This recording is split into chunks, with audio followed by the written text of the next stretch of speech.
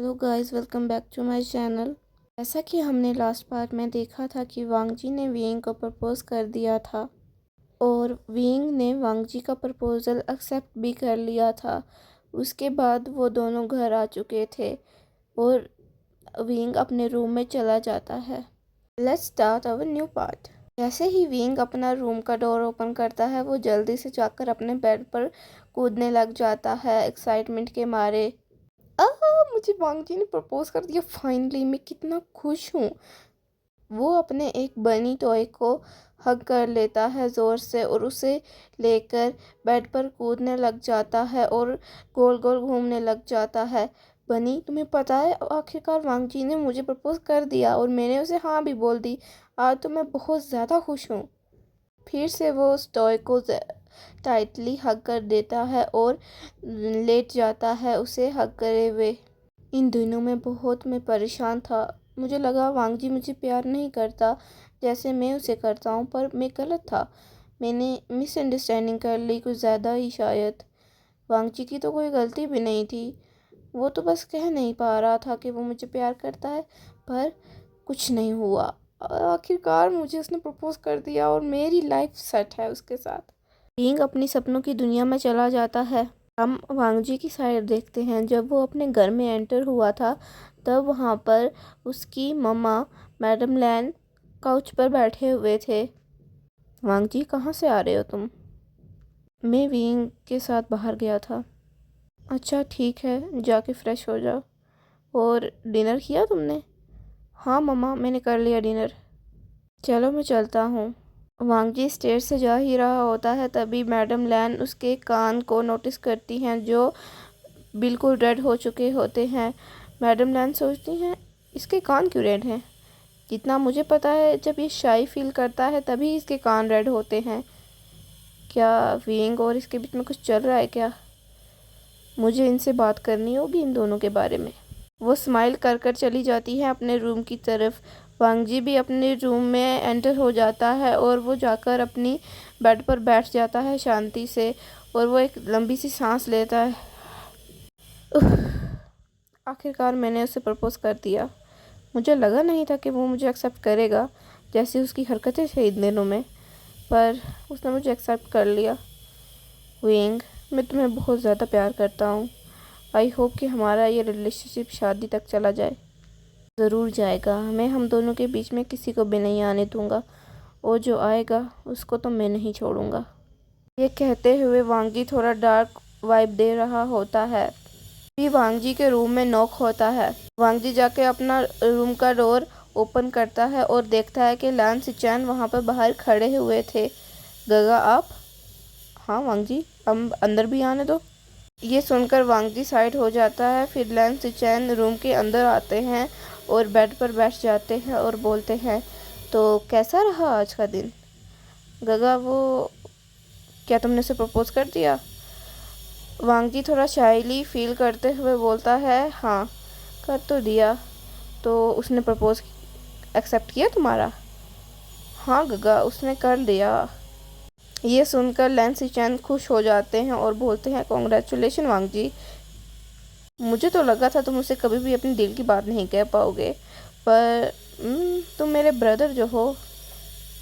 ये सुनकर वांग जी के कान और ज़्यादा लाल हो जाते हैं और वो बैठ जाता है लैंसी चैन के साथ। अच्छा वांग जी, अब आगे का क्या प्लान है?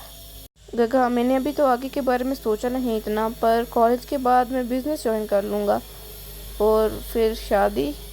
हाँ हाँ, अब शादी के बारे में प्लानिंग हो रही है। ये सुनकर और ज़्यादा शाय हो जाता है और वांग जी, और वो अपना सर नोट करता है। चलो, मैं तुम्हारे लिए बहुत खुश हूँ कि तुमने उसे प्रपोज कर दिया और उसने तुम्हें एक्सेप्ट भी कर लिया। वांग जी, थोड़ा बच के रहना, क्योंकि तुम अभी स्कूल में हो और आगे तुम्हें कॉलेज भी जाना है, तो तुम्हें काफ़ी सारे ऐसे लोग मिलेंगे जो तुम्हारे और विंग के रिलेशनशिप के बीच में आएंगे, पर तुम्हें सोच समझ के आगे कदम उठाना होगा, और फैमिली मान जाएगी आखिर एक दिन। लैन सिचन वांग जी को थोड़ा समझाकर उसके रूम से चले जाते हैं। फिर वांग जी भी सोने चला जाता है। अब सुबह का टाइम देखते हैं। वांग जी का फ़ोन बार बार रिंग कर रहा होता है। वांग जी सोते हुए ही अपना हाथ उस फ़ोन पे रखता है और उठाता है। हेलो, कौन? वो अपनी नींद भरी आवाज़ में कहता है। तभी उसे वियेंग की आवाज़ आती है।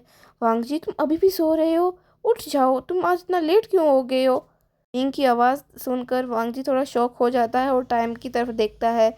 अभी तो सिर्फ 5 बजे थे सुबह के और वियेंग की कॉल आ गई।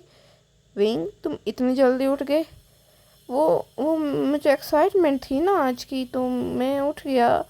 तुम अभी भी सो रहे हो? मुझे लगा तुम जल्दी उठ जाते हो। वियेंग, मैं 5 बजे नहीं उठता। तुम मेरे में चिल्ला रहे हो? नहीं बाबा, तुम पे नहीं चिल्ला रहा मैं। तुम सोए भी थे रात को या नहीं? नहीं, सोया था मैं। कितने घंटे? मैंने बोला ना सोया था। लगभग 4 घंटे। विंग, 8 घंटे की नींद पूरी करनी होती है और तुम 4 घंटे सोकर मुझे ये बता रहे हो? अच्छा बाबा, मेरे पे गुस्सा मत करो। आज हम स्कूल के बाद कहीं बाहर चलें? ठीक है, चलेंगे। ठीक है, तो ये हमारी फर्स्ट डेट हुई ना? हाँ, डेट तो हुई। वांग जी देखो, अगर वो लूसी तुम्हारे बीच में आई ना, मैं सच में बोल रहा हूँ, मैं तुम्हें नहीं छोड़ूंगा। अब तो तुम मेरे हो और मेरे ही रहोगे। ये बात अपने दिमाग में डाल लो। अगर उसके करीब भी गए तुम्हें तो मैं बताऊंगा कि विवशन क्या चीज़ है। अच्छा बाबा, नहीं जाता। तुम मेरा फ़ोन ले लेना, उसका नंबर ही डिलीट कर देना और जब भी वो मेरे पास आए तुम मेरे पास आ जाना। हाँ, आइडिया तो अच्छा है। चलो अब उठ जाओ, मुझे तुम्हें देखना है। बालकनी में आओ।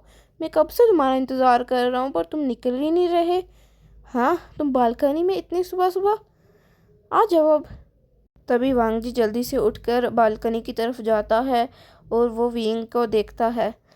विंग, तुमने शॉर्ट्स पहने हुए हैं, बाहर अभी भी सर्दी है।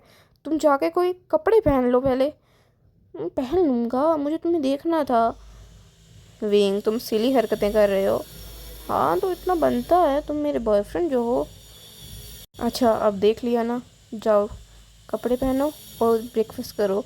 मैं तुम्हें स्कूल लेने के लिए आ रहा हूँ। चलो ठीक है।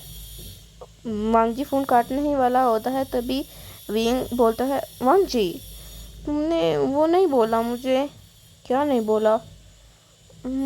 आई लव यू नहीं बोला। अच्छा, बोल रहा हूँ। Wing, I love you. I love you too. वो दोनों एक दूसरे को स्माइल करते हुए देखते हैं और फ़ोन काट देते हैं।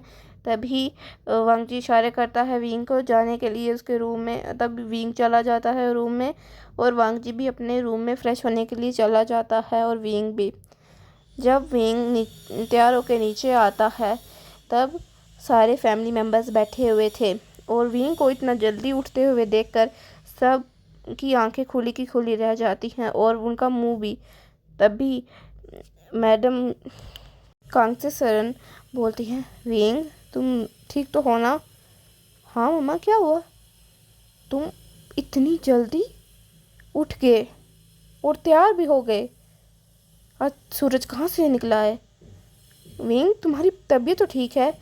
वो जाके विंग का सर चेक करने लग जाती हैं कहीं विंग को बुखार तो नहीं, पर उन्हें कुछ नहीं मिलता। हाँ मम्मा, क्या कर रही हो?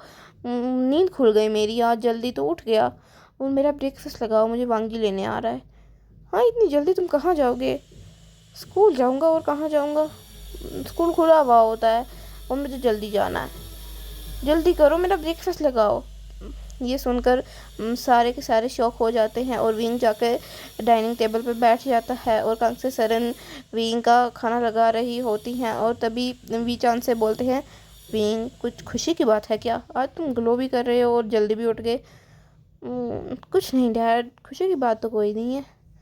विंग थोड़ा स्मग करते हुए ये चीज़ बोलता है।